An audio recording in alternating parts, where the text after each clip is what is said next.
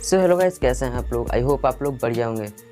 तो जैसा कि आप लोगों ने थंबनेल देखा, ठीक उसी तरह मैं आपको इस वीडियो में बताऊंगा एक्चुअली चीन की जो सच्चाई है वो क्या है और इस दुनिया में किस जानवर की सबसे ज़्यादा तस्करी की जाती है और किस जगह पे की जाती है। तो चलिए वीडियो को शुरू करते हैं। सो गाइस, क्या आप लोगों को पता है कि दुनिया में सबसे ज़्यादा किस जानवर की तस्करी की जाती है। सो गाइस, आप लोगों के दिमाग में बहुत सारे क्वेश्चन आ रहे होंगे, बहुत सारे आंसर्स भी आ रहे होंगे कि कौन सा जानवर हो सकता है। कुछ लोग किसी और जानवर का नाम सोच रहे होंगे और कुछ लोग किसी दूसरे जानवर का नाम सोच रहे होंगे, लेकिन शायद आप लोग इससे बिल्कुल परे हों, ये आपको ना पता हो कि इस जानवर का नाम क्या है। सो इस जानवर का नाम है पेंगोलिन। आप इस इमेज को देखिए, शायद आपको कुछ याद आया हो, आपने इसे पहले कहीं देखा हो, लेकिन शायद आप ये ना जानते हो कि इसी जानवर की सबसे ज़्यादा तस्करी होती है। पश्चिमी देशों में बहुत से लोग इसके बारे में नहीं जानते थे, लेकिन अब वहाँ ज़्यादातर लोग इसके बारे में जानते हैं क्योंकि ये जानवरों की तस्करी के लाखों डॉलर के अवैध धंधे में शामिल हो गया है। पेंगोलिन की बड़े पैमाने पर तस्करी की जा रही है, लेकिन कुछ इसके चाहने वाले हैं जो इसे बचाना चाहते हैं। अगर हम पेंगोलिन की बात करें तो पेंगोलिन एक चींटीखोर जानवर है। मतलब ये दूसरे जानवरों की तरह, जैसे कि शेर, उसकी तरह मांस नहीं खाता है। ये सिर्फ चींटियों को ही खाता है, जो कि इस धरती पर स्तनधारी और रेप्टाइल यानी सांप, छिपकली जैसे जानवरों के बीच की कड़ी है। पेंगोलिन एशिया और अफ्रीका के कई देशों में पाए जाते हैं। इसके ऊपर ब्लेड नुमा प्लेट्स की परत होती है। इसकी चमड़ी पर लगी ये प्लेट्स बेहद मजबूत होती हैं।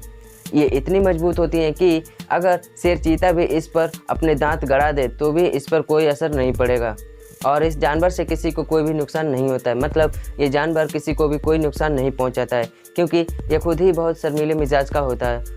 मतलब ये खुद में ही बहुत ज़्यादा डरा हुआ होता है।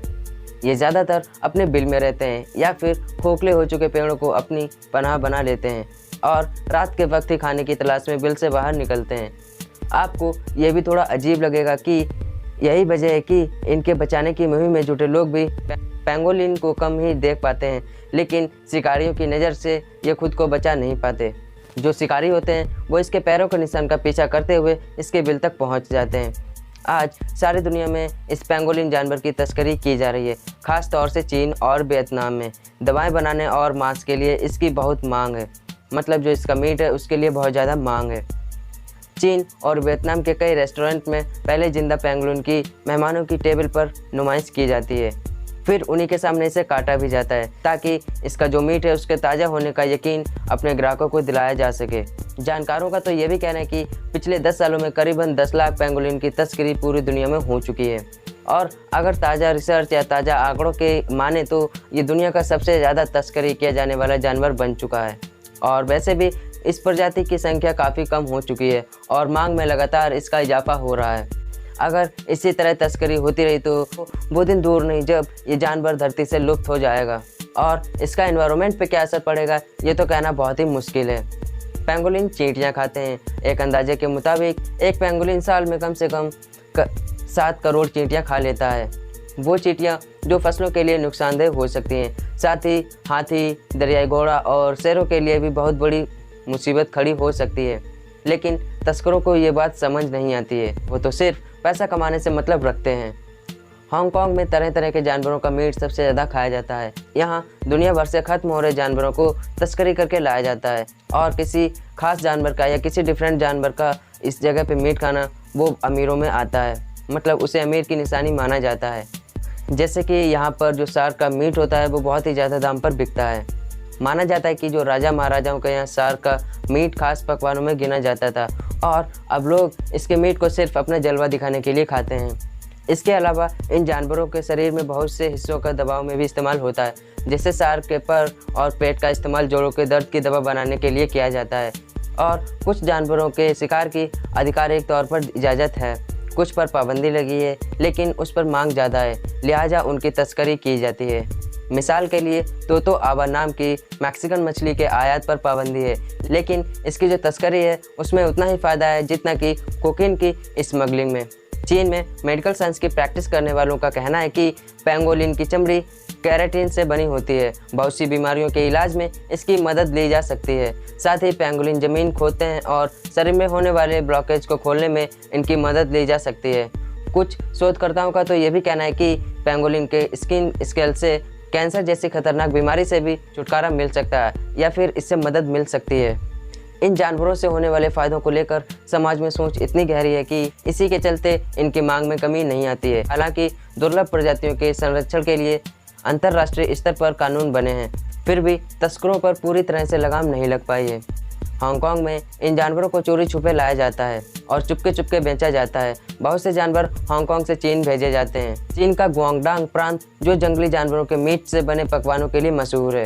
हांगकांग से करीब होने और कस्टम का सिस्टम ढीला होने से यहाँ बहुत आसानी से जानवरों की तस्करी होती है। इसके अलावा चीन की अर्थव्यवस्था में सुधार की वजह से लोगों के खर्च की क्षमता भी बढ़ गई है, जिसके चलते भी महंगे और दुर्लभ जानवरों की मांग में इजाफा हो रहा है।